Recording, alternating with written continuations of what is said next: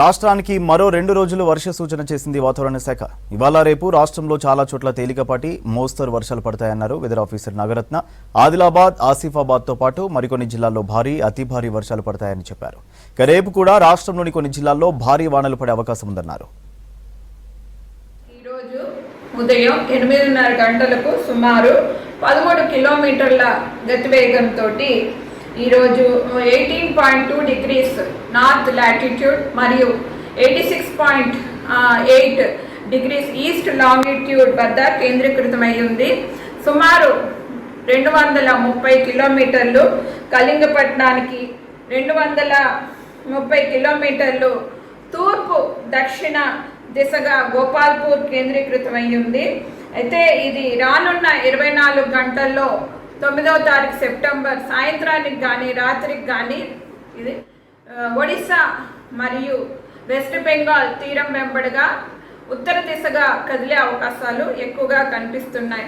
ఇది పూరి మరియు దిగా అనే ప్రదేశాల మధ్యన తీరం దాకే అవకాశాలు ఎక్కువగా కనిపిస్తున్నాయి.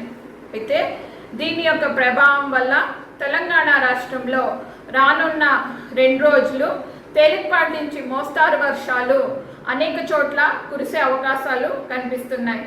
ఈరోజు రేపు తెలంగాణ రాష్ట్రంలో తేలికపాటి నుంచి మోస్తారు వర్షాలు ఉత్తర జిల్లాల్లోని, ఈశాన్య తూర్పు జిల్లాల్లోని ఎక్కువగా ఉండే అవకాశాలు ఉన్నాయి. రేపు కూడా మనం చూసుకున్నట్లయితే తెలంగాణలో ఉత్తర జిల్లాల్లో తేలికపాటి నుంచి మోస్తారు వర్షాలు, భారీ అతి భారీ వర్షాలు కూడా కురిసే అవకాశాలు ఉన్నాయి.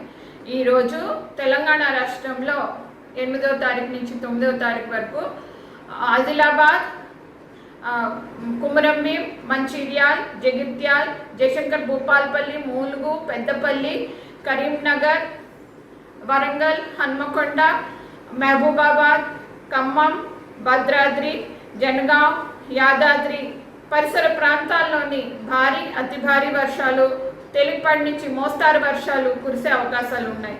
అలాగే రేపు 9వ తారీఖు నుంచి 10వ తారీఖు ఉదయం వరకు కూడా తెలంగాణలో ఉత్తర జిల్లా అయినటువంటి ఆదిలాబాద్, కుమరంభీం, నిర్మల్, మంచిర్యాల ప్రాంతాల్లో తేలికపాటి నుంచి మోస్తారు వర్షాలతో పాటుగా అతి భారీ వర్ష సూచనలు కూడా